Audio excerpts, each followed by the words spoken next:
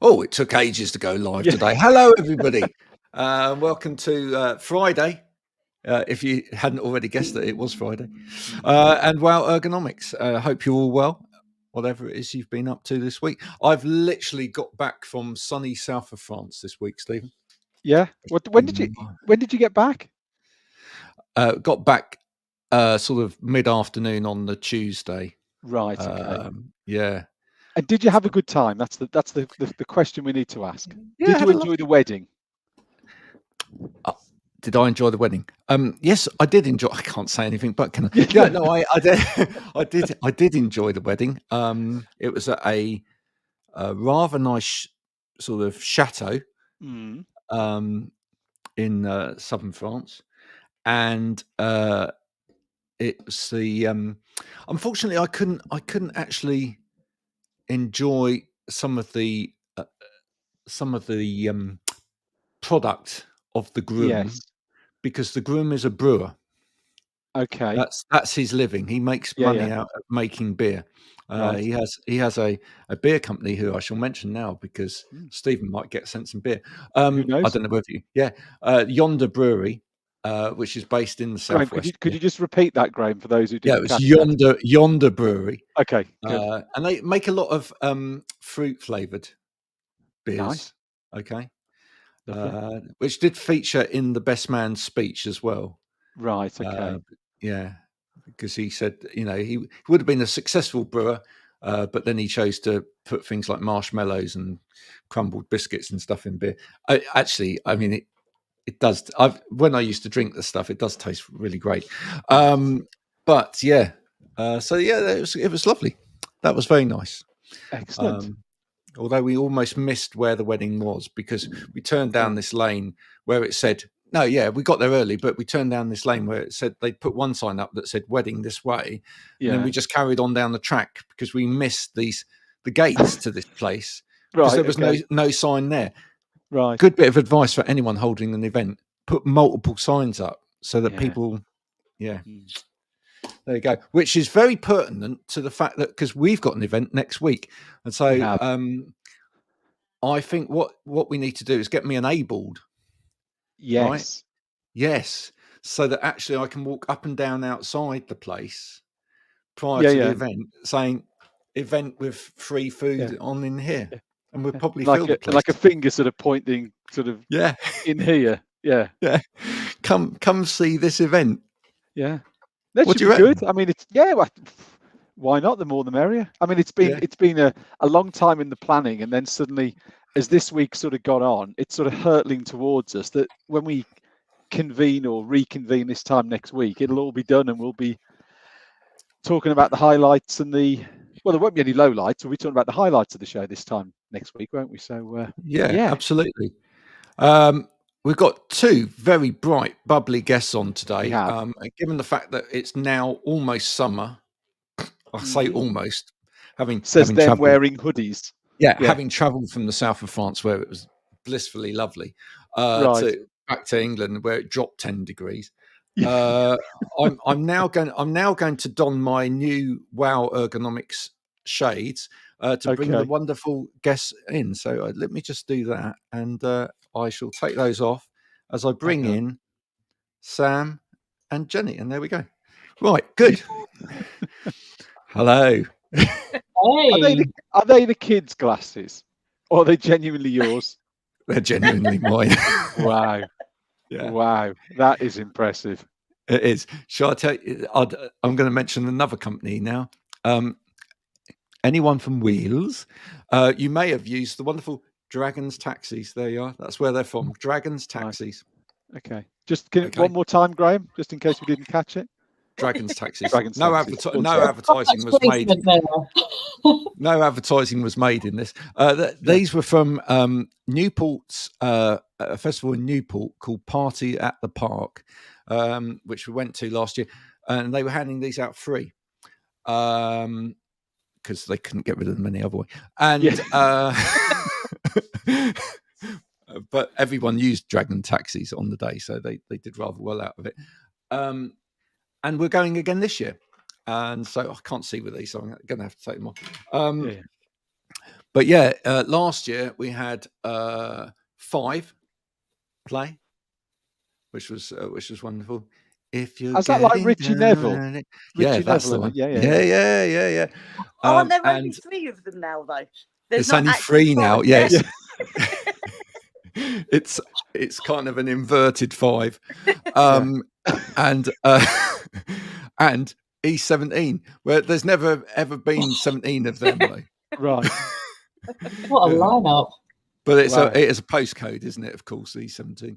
But yeah, and they were great as well. Yeah, of course, everybody loved. It was really funny because it was the middle of summer, and of course, their biggest song is a Christmas hit. And did they play it? Oh yeah, twice. Because it's like their biggest song.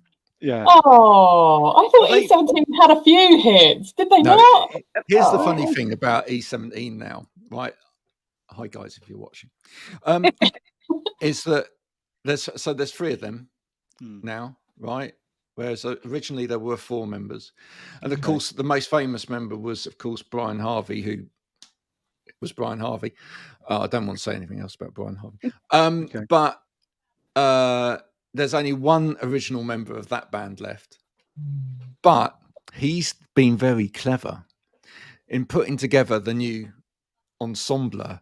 What he's done is he's got a guy that's got a really good voice. Always clever. So he's got a guy that sang on like Artful Dodger and all of that stuff as well. So he had a great voice. And then he's got a really fit guy as well that can do like all of these flip dances and whatever with his top off. So yeah, exactly. When you're saying fit, do you mean athletically fit, or he's good looking, or both? Well, you'd have to ask my wife about the second bit of that. Okay. But yeah, it's certainly from the athletic point of view, yeah. Right. But chiseled at the same time. So what? Yeah, great combo, because I think everybody enjoyed that. There we go. Right, I think that's enough of that. Anyway, we digress. We digress, but let's start today's show properly by introducing Jenny and Sam. So, which order should we go in? Jenny, let's go with you first because you have pink hair. Jenny, please do say a little bit about you, what it is that you do. Sure. I work in the 3rd sector, so I work with charities predominantly to help them reduce stress and burnout and improve well-being and resilience in their teams. So I work with a lot of charities who serve vulnerable communities. So I'm really kind of interested in the longer term impact that it has. If we work with the staff, that has a ripple effect. It's, really helps the communities that they serve. So that's what I do now. My background is, spent 30 odd years nearly in the homelessness sector. So doing the work in frontline services, and left 3 years ago to start up my business, but also because I was massively burnt out. So yeah, I speak from experience. Now you see, that's interesting that a lot of the people that I talk to now who sort of coach or mentor or help within the space of people burning out, etc., have burnt out at some point. It's a cautionary tale. We've got lived experience, but it's a real cautionary tale. And it's like, you know what? We can really speak about this. It's not a kind of a far off remote topic. We know how this feels. And I think that's quite helpful for other people to understand. It's really common, and it doesn't just happen to you if there's something wrong with you. It happens to loads of us, especially if you work in particular sectors where there's a lot of pressure. Yeah, no, I think it's quite important. I think there's certain things that if you're going to help people with in certain areas, especially in terms of well-being, etc., I think if you haven't had any experience of it yourself, it's pretty. And you can be empathetic, sure, but it's pretty difficult for you to have any kind of real knowledge about that doesn't sound just like you're reading out of a textbook unless you've lived it. It's quite similar. We've had on here a couple of times Dan Williams, who I do some work with as well, who's visually impaired, and all of his assessors, because he believes in doing sort of workplace assessments a alongside the occupational health route, as well as vocational rehabilitation, all of them have sight loss or hearing loss. Yeah. And he gets genuinely quite passionate about the fact that there are people out there trying to help who haven't got that experience, and it is quite different, because they don't necessarily think about the small things like how do you get your socks on in the morning if you can't see them anymore. Sam, welcome. Say hi. Tell us who you are and what it is that you do. Well, I'm Sam. You may have seen me on LinkedIn as the social hand grenade. So which is a great title. It's kind of a description of what I am as a person and also what I do. So I help SMEs and startups and even individuals get the most out of their visibility online so that they can sell more products, get more customers in. But I do it in kind of a fun way, because if you're not naturally predisposed to doing that sort of thing, it can be really scary and really daunting. So if you make it fun, it makes it easier for people to carry on doing it. Yeah. And I also, which baffled me when you started speaking, I speak to corporates about lived experience mental health in the workplace. So I used to be senior management for quite some large corporations. Probably 20 years ago now, I had a quite serious breakdown. Took me a long time to get over it, but I couldn't talk about it when I applied for director, senior management kind of jobs after that, because they wouldn't employ me if they knew I'd had a breakdown previously. And it all came to a head when kind of Carillion went bust and went bang, which is when I started my own business. Wow. Do we, this is an interesting point, do we feel that has shifted at all over the last few years, that this inability to actually talk about mental health, etc., at interview? Anyone want to pick up on that? In corporate, probably not so much, especially not at interview stage, because although a lot of big corporates are very good at cut off in a prime. Yeah, and we don't mean the drink. You're back. That's all right. I know you didn't want to speak to me anymore. I was boring already. It's the R's. I told you.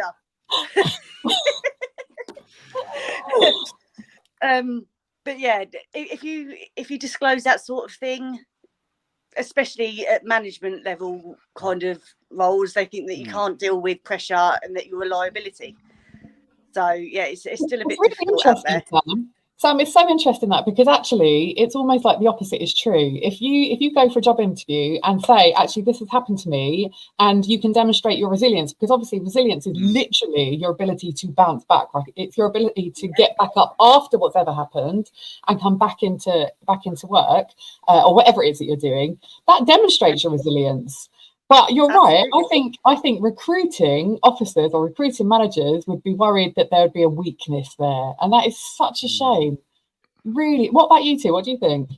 Well, I was thinking there immediately what you thought, Jenny. I'd be intrigued to know on the other side, from a HR angle, if someone isn't the recruiting officer, how do they address that, and what's their approach to it? So, is it something they're told to actively dig for in an interview? Is it something they're told to not get involved in? What's their approach? I'm interested on the other side as to how someone from a HR perspective would deal with that, and how's their approach if that's brought up, or if it's not brought up. Do you go actively looking for something like that, or is it just a bit of a taboo subject that you just, if it's not brought up by the candidate, you don't go there at all? I'd be really interested to understand that angle on it. I think there's a lot of questions in interviews that are around how do you handle pressure, or can you give us an example of a time where things have really been against you, or the competing demands and all of that kind of thing. And I think it would be then down to you to decide whether you were going to disclose that or not. I can't see how they would go digging, because if they don't know that it's happened, they wouldn't know to necessarily kind of go in anymore. I wonder if that's something they're sort of told to look for proactively. It's difficult, isn't it? I don't think you can from a sort of PC point of view, dig proactively about anything. I'll tell you a little bit of an aside, but isn't it amazing when you watch these history programs, like close history programs, where it's only like, 50 or 100 years ago, and where, you watch and it's like, oh, there's all these women working in a mill sewing or whatever, and if one of them gets pregnant, they're immediately made unemployed. Oh, you're pregnant now. Well, you can't work here anymore. It's just like, wow. And that, and you think about the date of that, and you think, and when people go, oh, we haven't come on at all. Yeah, we have. We've massively come on in actually historical points of time, very, very short period of time. Yeah. But actually, I wonder how difficult it is now for anyone, as you say, in those roles that is hiring, because I suppose you can't unknow what you know. Yeah. And actually, an inquiring mind will go, well, I wonder whether they are, and this, and, are they that kind of person? And you're meant to stay completely objective to it, but it's difficult. I guess what most organizations do now is that they screen very proactively after taking somebody on. So I think companies have got an awful lot better process-wise about, the probation period and doing assessments throughout that period, and doing the feedback bit very quickly. And if someone's giving alarm bells very, very early on, they won't be staying there. That's true, but also don't forget that it is illegal to discriminate against somebody on the basis of their mental health status. So they would have to be so careful about it. And that's what's interesting. At the point of interview, it would be a case of, whether it's like somebody's biases or their blind spots, whether they would just interpret this person that's being interviewed as being somewhat weaker, in inverted commas, than another candidate who doesn't disclose anything like that about their mental health. And then it would be a case of, okay, so how have they scored those two individuals in the entirety of their interviews, so that they can essentially get away with hiring one of them and not the other? Because they couldn't blatantly say, we're not going to take this person on because of their mental health history. Like, they couldn't do that. That would be illegal. So it's really interesting. And we just don't know then, do we? We just don't know how people are being employed or recruited. We don't know. We don't know how people's individual unconscious biases are then filtering out candidates potentially. But you're right. I think if there were flags after somebody started, but even then, again, you couldn't discriminate. If it was about the mental health, you'd need to provide support. And interestingly, then also we've got, there are regulations around stress in the workplace and managing stress in the workplace. So that would be an angle to take it. But tricky, really tricky. It's really interesting. We're obviously, unless you've been sleeping under a bush for the last few weeks, you won't have missed the fact that we've got a general election coming up, and you also won't have missed. Yes, absolutely. And we won't want to get too political on this show, because we don't. But also at the same time, you won't have missed the fact that our current Prime Minister has talked about mental health and resilience and all of those things in terms of getting young people to do national service. Any thoughts on that? Okay, I have a lot of thoughts on that. As a former youth worker and as a mum of a teenager, I'm not for it, to be honest with you. I think we've got a lot of 18-year-olds that need to be out earning money rather than giving up their time to do something as a volunteer. At 18, they could be potentially the only person in their household earning money, or they may need to support themselves. They may be homeless, living in, I work with homeless young people that are 18. They may be living in hostels rentals and supported accommodation. You know, the idea that they need to go and volunteer and do something for free is just, it's quite beyond me. There's something nice in there generally as a thought in terms of involving young people in communities and society activities, etc. But actually, I'm going to just throw something else into the mix, and that is Duke of Edinburgh. The Duke of Edinburgh. Does anyone have any experience with Duke of Edinburgh? Right. Yeah, my son's doing it at the moment. He's just done silver. So right. Yeah. So my son's just doing his now, and I don't want to swear online, but what a pain in the beep! Like it's been a lot. It's a lot to sort this thing out. Trying to find a volunteer placement when nobody wants to touch a 14-year-old, you know, like health and safety, insurance, that they're not willing to have a 14-year-old in. Trying to get the skills thing sorted, you know, there's just a lot. And I think if they were organising something nationally that was in any way similar to the Duke of Edinburgh, it would be an enormous amount of work for literally everybody involved: parents, young people, organisations, community groups. Like, I can't see that we have the infrastructure to even make that happen. I mean, am I over exaggerating, Graham? I don't know what your experience is of Duke of Edinburgh. Like, it's a great scheme, but it's a lot of work. If I'm going to stick my neck out, I think most things that schools get parents involved with helping with are hard work. When you're both working and you've got full-time jobs and you're looking after other children as well, it's a lot. Financially, these things are a lot half the time. But in terms of, like, you know, energy and other spaces as well. And as you say, I mean, we've had the same thing with the same lad at the moment, but we've had the same thing with work experience. You know, years ago,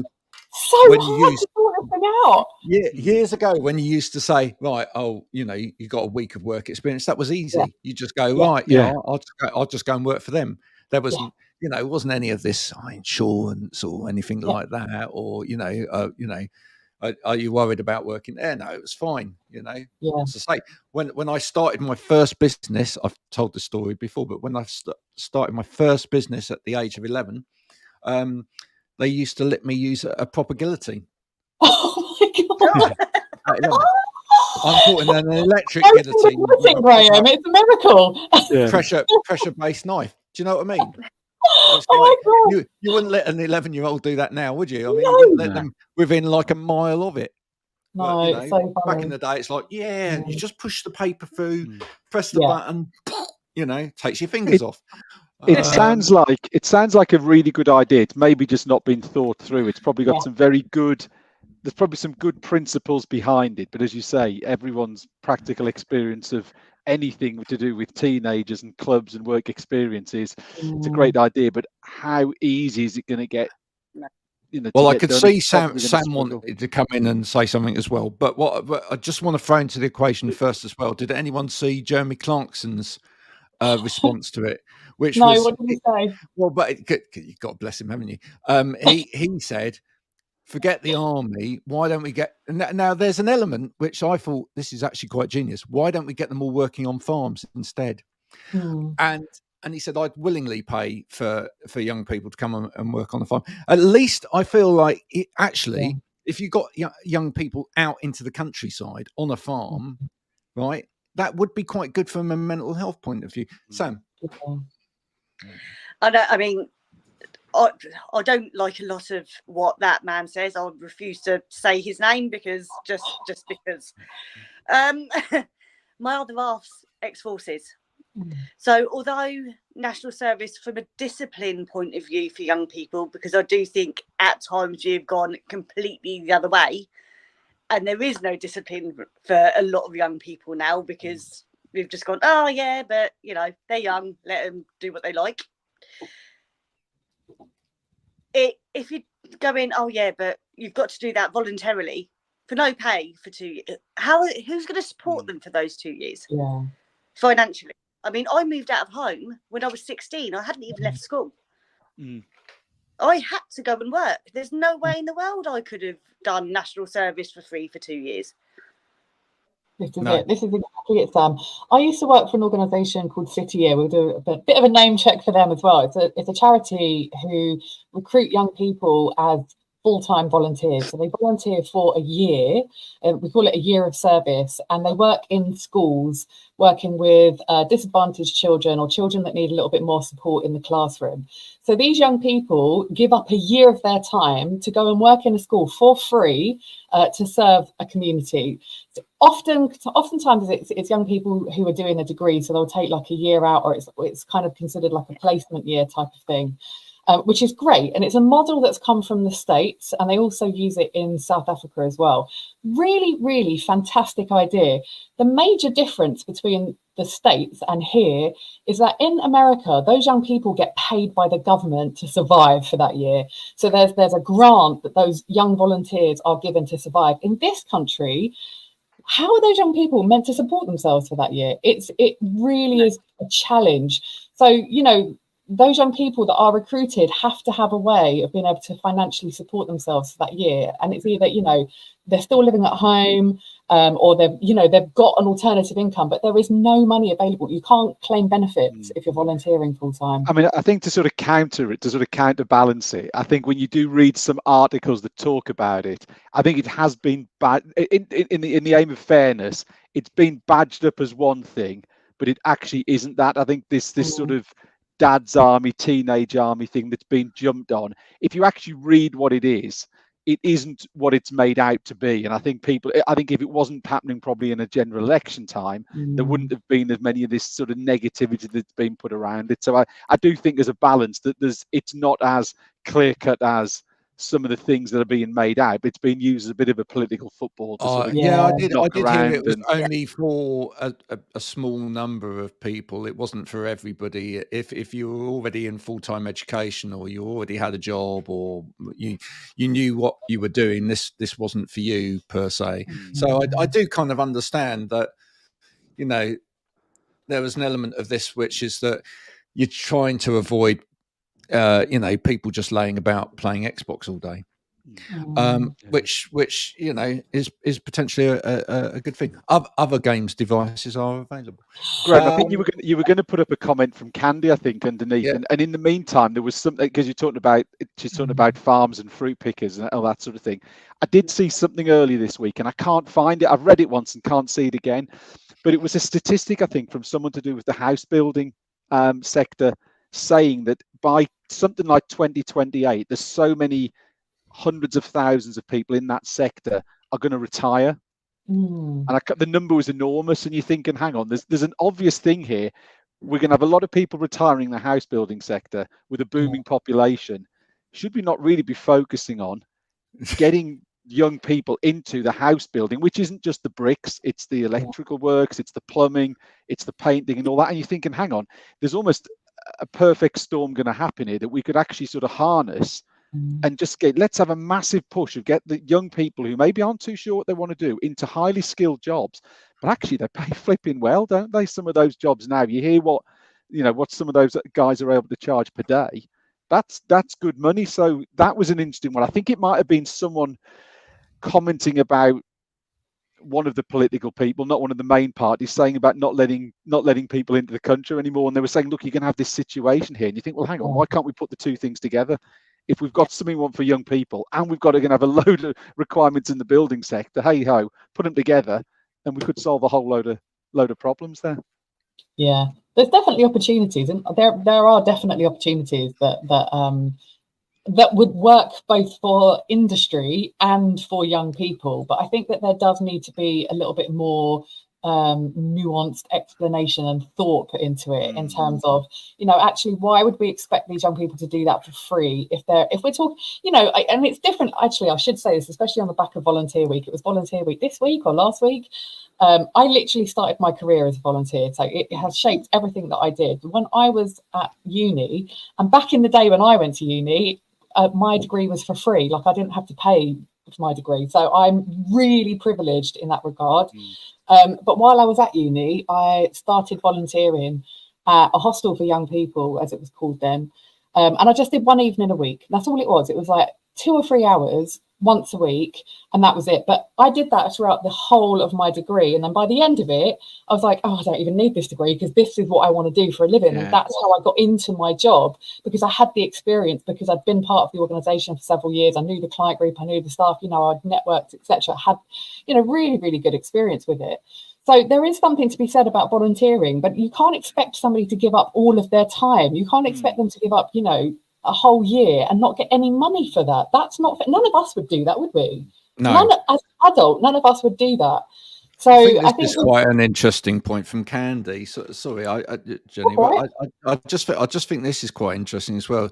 She's right. There is a massive emphasis on the digital sector, and I was just going to ask you: does that actually filter into sort of burnout and stuff as well? I mean, is it partly just being online all day long, being in that kind of office job, etc., or being constantly on? I mean, ultimately, if you're in a more social type of job, or you are out in the field, or you are up a roof building, are you possibly better off mentally? Potentially. It's an interesting point. Tech has its own issues. So the tech has been designed, or the technology that we use has been designed to help us, but really what's happened is it's kind of increased the drive for productivity, and it's making us feel like we need to perform more. So if you think about a day spent at a desk, you're just constantly dealing with emails coming in. And in a lot of the training that I deliver, like one of the biggest and first things that I say to people is just turn off your notifications for a start, because those notifications, the pings, the dings, the rings, they've been designed with human psychology in mind, right? They are literally designed to alert your nervous system. They are designed to make you go, okay, I've got to deal with that. Like, I've got to get on top of that. And off you go to deal with that. But then what happens is that our day gets stolen by this stuff that just keeps arising, and we're not actually getting on with the things that perhaps we're paid to do, or the things that our job purpose is set up for. And our inbox is managing us rather than we're managing our inbox. So I think there is a really big correlation. We've got things like, Teams and Slack channels and, all of these forms of communication that's demanding our attention all of the time. And it's just really hard. It's really hard to juggle all of that. It feels like a lot of pressure. So what do you think about it? You know what though, Jenny, what the notification thing is true. And and you're absolutely right to, say that. However, what I find is that if I turn off one set of notifications, clients just chase me around in other ways, right? So, and a really good example was, it's quite hard for me to go on holiday. So just been for a week's holiday, and when you do what I do, that is hard, because you've got to line everything up before you go, and as soon as you get back, it's all all mad again. And I try and set boundaries with clients. But I have to say, there was one client, they shall remain nameless, went on holiday. I said, please, we discussed it before, and I said, don't send that information while I'm on holiday. Don't send any information through like that when I'm on holiday, because I'll see it and I'll, start thinking about it, and I don't want to think about it. I'm on holiday and whatever. Second day in, boom, there they go, sending it all. After they said, no, I won't. I won't do it, And I sit now. I go, what's going on in here? But the trouble is, I think it's like a problematic cycle.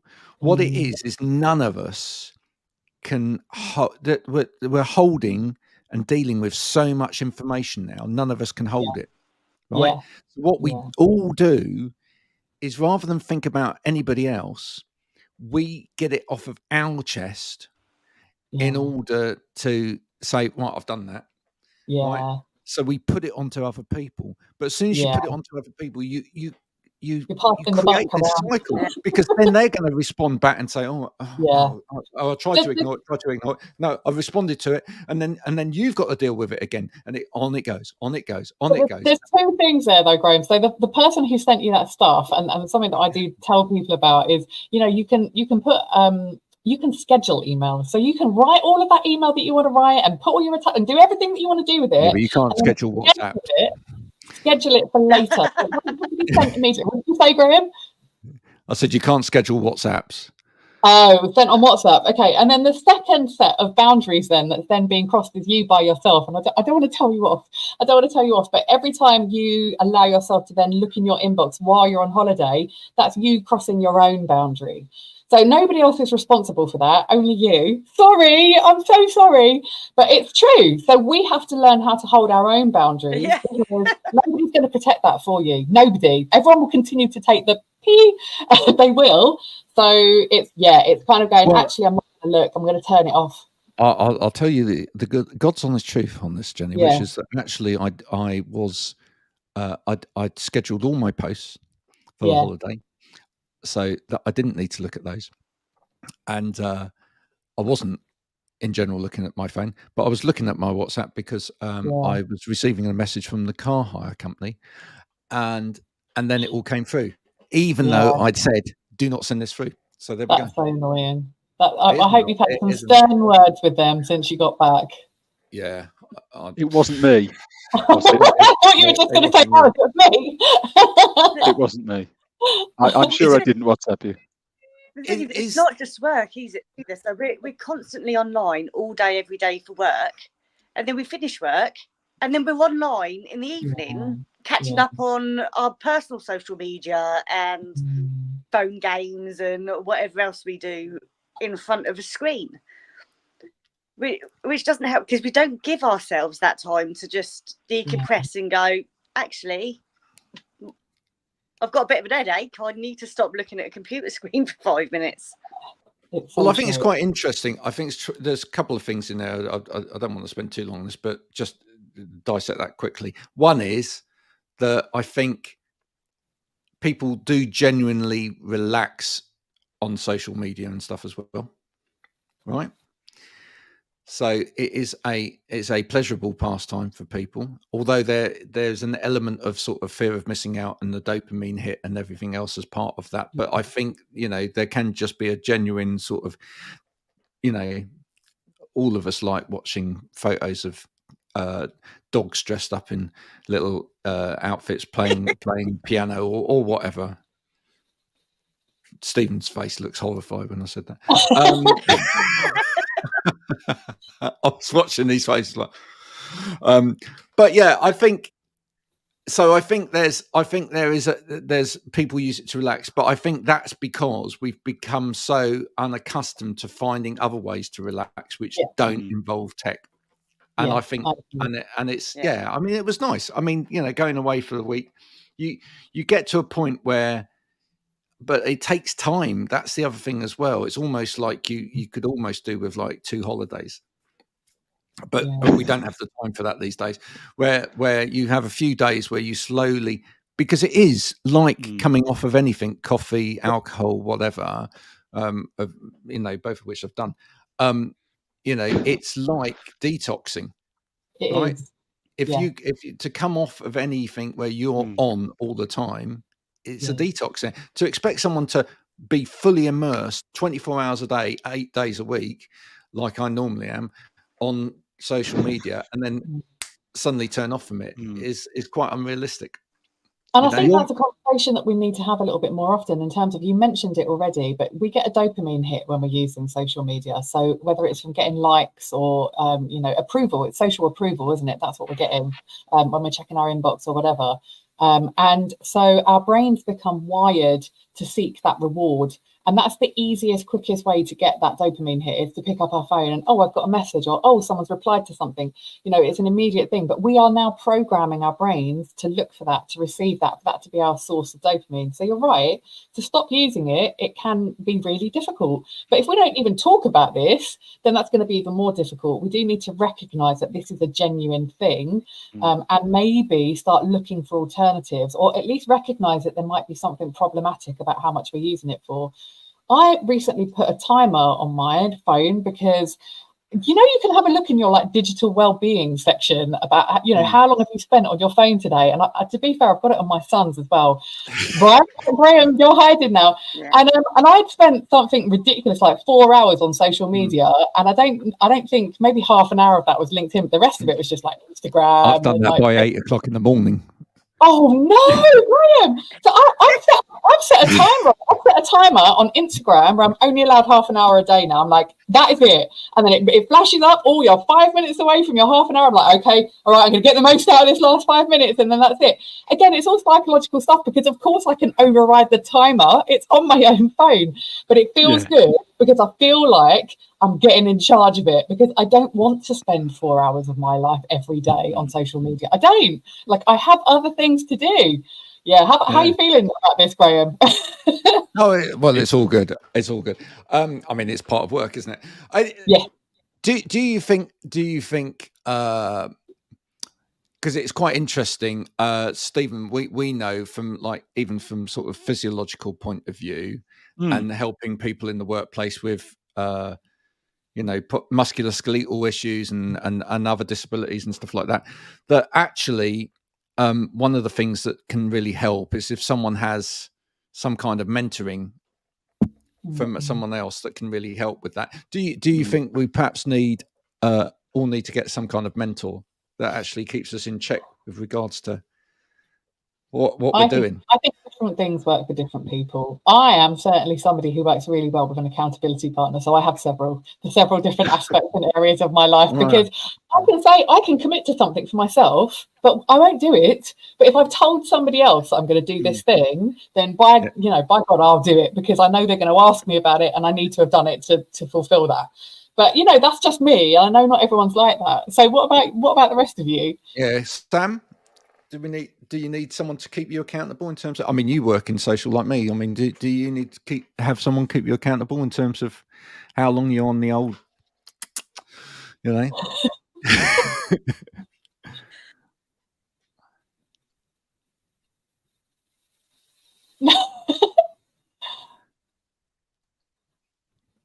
Yeah, 100%. On my personal social, I've put that they can't just send me notifications whenever now.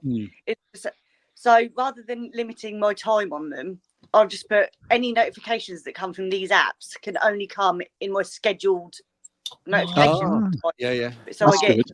A thing in the morning, which gives me any notifications of what came through overnight, and a evening at a certain time in the evening, which gives me a kind of a bump from notifications. Because otherwise, I mean, during the day, I've always got LinkedIn open, and I can see I've got 12 notifications that I'm going. I need to see that. I'll add a message, right? So, So I think it's quite. I think one of the things that I think that I'm not constantly going, oh, what's that? Yeah, because I think done. Yeah, there are tools. As I said, there are tools out there, like what Sam's mentioned there. But I think a lot of it is awareness. Yeah. I didn't know that existed. So how do I access that? So that'd be one of the things as well that would really help people. Is I think people either see it as a lot of these things as an on or an off. Yeah. The FOMO bit means they don't want to press the off. Yeah. But by leaving it on, you then get inundated, distracted, addicted, and all that sort of thing. So it's those little tools that exist, but it's like, how do I find it? Where can I go to find out all these little things I can do with, whether it's WhatsApp, whether it's LinkedIn, Facebook, all these things that would just sort of go, well, I'm going to get them here, I'm going to get them here, and I'm going to get them here. And that would potentially help people almost managing. But because I think there's probably a lack of awareness, people just, as I say, the temptation is I'd rather switch on than switch off. Well, Stephen, we've talked about this before. Yeah, we've talked about this before, and Stephen's company do a piece of software that kind of monitors your work and when you're working, when you're not working, when you're taking breaks and whatever. And one of the issues that a lot of people that carry out work assessments with people will find is when they start to recommend breaks, right? Both from an organizational point of view and from a personal point of view, people turn around and go, can't take breaks. Yeah. Right. Oh, I hear this all the time. It's literally, I mean, do you feel like we just set up work in the wrong way, full stop, in the first place? I mean, even from an organizational point of view, in terms of contract, all the way down, it just, rather than actually literally build in time for people, we just almost try and squeeze people right from the word go. So we're perpetuating it. And actually, then what happens is we say, right, let's use technology to work smarter. But actually what happens is we do use the technology to work smarter, so we can do twice as much in that time. And then someone looks at it and goes, now they can do more. Yeah. Because they've now done that in half the time. So what else can I get them to do? It's like, I feel that's where the pressure build up probably comes for most people, is that they just feel like this is a volcano that's going to erupt, because it's constantly this bucket's constantly being filled, and actually there's no end to that filling, really. I mean, it's if someone actually said to you, you've only got to do half the work in the day, and the rest of the day I just want you to be you I have that job. But I mean, it's one of the things that sometimes I have to talk to people about, which is that you have to say, like, I need sometimes just to be a genius. All right? And what I mean by that is if you're expecting me to come up with the best ideas and everything for you, I can't just make that happen if I'm rushing from here to there without any time to think or be creative or just go and read something or even make a cup of coffee. I just need to check my connection quickly, so I'm going to turn my. Yeah, no problem. I think, Graham, you've poked the hornet's nest. Is that an expression? I feel like I might have just made that up. It's a really, really, really important topic. This, people across the board are not taking enough breaks, and they think that it's making them more productive to work through and to just keep, working, eating at the desk and like carrying on with their emails or whatever. They think it's making them more productive, when in fact we all know that the opposite is true, right? We know there are so many studies that show that even taking a 5-minute break improves your productivity, it improves your creativity, it improves your ability to make decisions, all of that. So why aren't people doing it? And I talk about this a lot in my training sessions, and people engage with it on a kind of, we know we're supposed to do it level, but they're not making the changes. And I think partially it's because I've been trying to get them to think about it from a well-being aspect or an angle that's about their well-being, and that's not prioritized for most people. It's that gets pushed to the bottom of the list when they're busy. So how I've started talking about it recently is getting people to think about how much money they are donating back to their organization or back to their company by working through their lunch breaks. And I'm literally getting them in a training program to work out their hourly salary and think about how many hours a week they are not, they're working when they should be on a break, how much that actually works out as a financial equation. So how many pounds per week are you giving back to your employer? And then let's work that out for the month. Now let's work that out for the year. And that, God, like I'm donating hundreds of pounds back to my employer because I'm choosing to work through lunch. And I feel like that is starting to get some light bulbs and some change started. So yeah, I think this is what we need to talk about. How much money do you want to donate? You're volunteering. But where does the answer start with that? Because and this is Candy says it's brilliant. Well done. I think we get, what, Graham, because we're almost at the end of our allotted time. I think we need to roll this into a volume 2, I think, and get Sam and Kenny back, because it's just like, with so much, we've just sort of tip of the iceberg here, isn't it? Absolutely.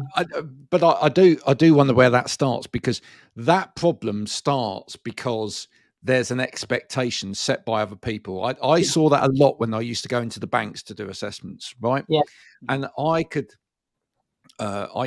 leave home here from Chardon, Somerset, and get into London for like 7 o'clock in the morning, and there would be people in work in the banks, right? And then they'd be leaving at about 7 o'clock at night. Yeah. And if you said to them, okay, why are you working those long hours? I mean, mind you, I was as well. But when you ask them, why are you doing it, right? the thing is, it's like, well, I need to get in that early because he gets in that early or she gets in that early. So it's basically I do what they do because I don't want to be the one that's seen to be lazy or whatever else. You know, it's so fear of missing out or being the odd one out, being a sheep, has carried business in this country massively, really. And I just wonder, you know, I think unless actually that starts with that's why I'm so big into culture change stuff. Unless that starts with a massive culture change, which starts with leadership at the top, where leaders go, I don't want you in my organization if you're going to work like that. I want you to work like this, and work needs to look like this, right? And I want you to have a life outside of work, and I want you to relax. I want you to do these things, and you know, I'm going to show you what that looks like as well, and follow my lead, right? We've grown up with a work which is like, as you get promoted, as you get towards the top, you work longer and longer and longer hours, and the only way you can see going up the tree is to work yourself to death. So everybody follows that equation, right? We've literally got to turn that on its head. Really. Yeah, we have. You're absolutely right. And I totally agree. I do quite a lot of work with managers where I'm saying to them, you know, you need to model the behaviour that you want to see in your teams, and that means you need to take your lunch and you need to finish work on time and all of that stuff. I think my sector is very different from that sector, because I think in banking and those corporate environments, there's also a pressure to outperform everybody else.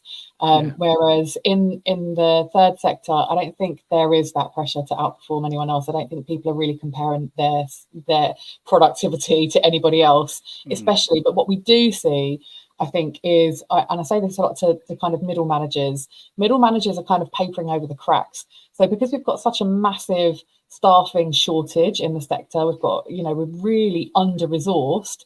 Managers go above and beyond to literally paper over the cracks, and it's at their own cost. You know, it literally is. It's to the cost of their own well-being and their own mental health. So I'm really trying to encourage those managers to actually just do what they can do in their hours and take their breaks, because it's only at that point when the senior people in the organisation can genuinely see, actually, we are under capacity, no, over capacity. You know, it's only at that point can they really see the gap between what we are doing and what we need to be doing. But all the time managers are going above and beyond and trying to get stuff done even though they're not being paid for it or whatever. That's not helpful, actually. They think they're being helpful, but they're not. There you go. We are going to finish shortly. We're going to leave everybody with a couple of quick little things before we go. One is very, very important, which is the information for next week. I'm just going to quickly share this for anybody that has been struggling with the whole dopamine hit thing and whatever. I'm going to recommend a song that you can all go and listen to now in your lunch hour. Okay, and it's this here. I don't know. Is that sharing? Yeah. There you go. So this is Ellie Dixon, and the song is called Dopamine. Great. There we go. Please do feel like you can go and listen to that. I'll stop sharing that. Where she talks about drowning in dopamine, and the whole song's about, you know, from a young person, it's quite pertinent that I think she realizes, as do quite a lot of young people these days, that all of this stuff that they love is really quite bad for them as well. So please do go and give that a listen. And then let's just very quickly promote the event next week. Next Thursday. Thursday the 13th. Yep. Flock Showroom, Clerkenwell, North London. You'll be there, Graham. I'll be there. We'll be there in person, Graham. We haven't seen each other in person for years. We will be there in person together. What's the event, though? What is it? What are you doing? So okay. Go on, Graham. You're going to... Well, I'll just see whether I can find... see if I can find... share his screen. Your post, yeah. Hold on. There you go. There we go. If I find Stephen's post on the old LinkedIn, I can bring up the actual poster. Well, I've got us on air. How about that? That's not it. It's not as easy to share on StreamYard as it is on Teams or something like that. It is very, very fiddly. It's okay if user error. If I can find the actual post. Cool. Dear. So we've got a panel discussion next week. We're talking about workplace, some about mental health, well-being in the workplace. We've got a panel discussion at Flock, which is a one of our sort of myself and Andrew Shepherd from Flock sort of putting this on at their showroom. So guests are welcome. And speaking of guests, there's a guest just arrived with this is Major. He likes to be involved in everything I do. Absolutely. Dogs are very good for mental health. So Flock showroom, which if you're heading into London, is in the Clerkenwell area. Tube. Farringdon Tube Station. Short walk from King's Cross. Yeah. We will be there. What time does it start? I will be there. I will be there from midday. Okay. Yes. And I have set a challenge. So if you are watching this or listening to this before the date of the event, which is the 13th of June, if you can get there, the first 10 people that find me, that's 5, that's 10. The first 10 people that find me will get a prize. Okay. What kind of prize?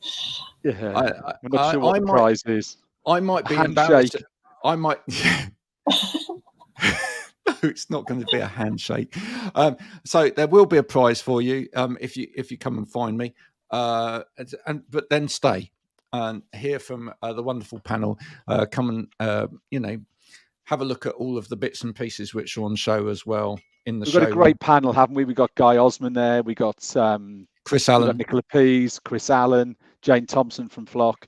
Someone called Graham Coath moderating. So it could be carnage. So it should be really good. I'm going to be very viciously ruthless with all of them and ask them very difficult questions. So that could be the end of my career or theirs. It's been lovely to see you both, Sam and Jenny. Thank you so much for having me. Come on again, please. I think we need to get the ladies back on because I think we've started some interesting things that we've not been able to sort of follow through with the time constraints, Graham. So there you go. Candy says, gorgeous dog. Please send my love to Clerkenwell, an old and fond stomping ground. Yes, indeed. And with that, we have finished Wow Ergonomics for the 7th of June, 2024. You can catch up on previous episodes of this at the old wowergonomics.com. Please do go there and fill your boots. You can also listen to this on Spotify as well whilst you're stuck on the motorway that is the M25. Until next week, bye for now. Bye. Bye. Thank you.